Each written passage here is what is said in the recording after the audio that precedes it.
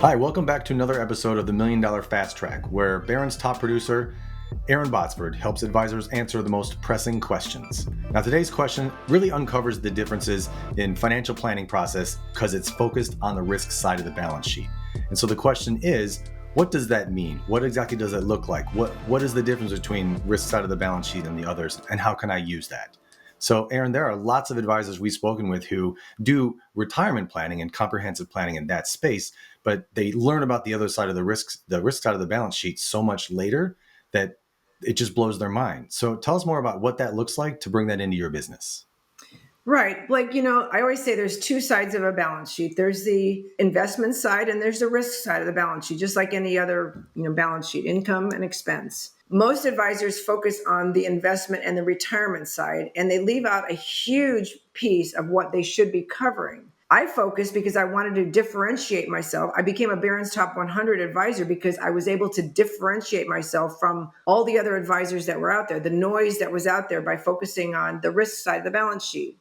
The way I would approach my prospects, I would say, Mr. and Mrs. Prospect, I know that most advisors, they focus on the investment side of the balance sheet. They focus on the retirement side and how we're going to invest your money, et cetera, what kind of returns we're going to get. But in my practice, we always started in the area of risk management. And I would tell them, why is that? I would explain that because I would say whether they had $1 million or 10 million or anywhere in between, if an event happened, and I assured them those events would happen in a split second of time that would cause them to lose all their money, I didn't really care how well their money was positioned. It was just that much more money for them to lose. I do want to state a little psychology on this too, because advisors are probably saying, well, my clients don't have 1 million and they don't have 10 million. I'm using that as a way to demonstrate I'm very used to working with people that have 1 million or 10 million. Or if, let's say, you have a client that comes in and he just sold his business for 10 million. And sometimes they come in and they're sitting here like this and they've kind of got a little attitude and they think they're all that because they just sold their business for 10 million. In that case, if I know that they're worth 10 million, I'll say, well, Mr. and Mrs. Prospect, whether you're worth 10 million or 100 million or anywhere in between, if an event happened, and let me assure you those events happen in a split second of time that would cause you to lose your money, I don't care how much money you have, it's just that much more for you to lose.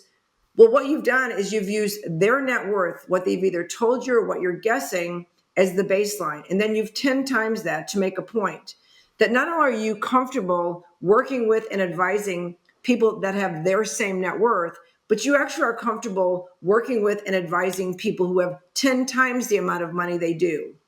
Now, you haven't said you work with people that have 10 times the amount of money they have, but just by positioning it this way, they will think, okay, maybe I should pay attention. Maybe I should listen to this person.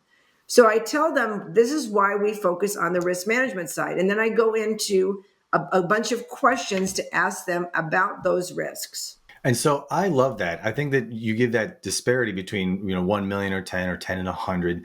And I think that when advisors think about, well, I can protect them in a downside or an event happening. And so they think about downside protection in the market only, making sure you have assets allocated correctly to reduce risk.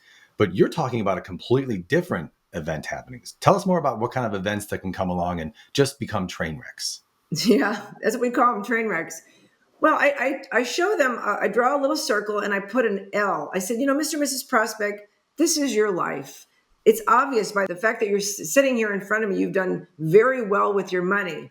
But life has a way of throwing little barbs at us. I call those risks. And before I take any of your money, I want to see if there's anything out there that could cause potential catastrophic failure to the money, to whatever we do with the money. And I tell them in my process, we're going to have one meeting and we're going to call it our visions and values conversation. And in that meeting, what I'm going to be doing is asking you a lot of questions about your lifestyle, how you spend your time, etc. I'm going to ask you about your moms, your dads, your brothers, your sisters, your nieces, your nephews, because of what I'm looking for are potential train wrecks. What could come along and disrupt your plans to have a wonderful, nice, comfortable retirement or whatever your goals are? I also explained to them my rationale for doing that is because when it comes to risks, what we want to do in this conversation, we want to identify, is that a potential risk for you? For instance, what if you had to put your mom and dad into a nursing home and they couldn't pay for it, could that eventually be a risk to your financial security? Nursing homes cost maybe $14,000 a month, and you have two parents, or they both have two parents. What can we do to mitigate or lessen that risk? If you feel this moral obligation that you would have to pay for that, how can we mitigate that risk? Because, Blake, when it comes to risks, we want to identify that they exist.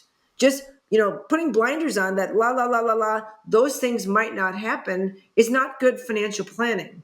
So we want to identify the risks that may be out there, and then we want to try and quantify the risks. We want to ask ourselves the question, what would it take to make that risk go away?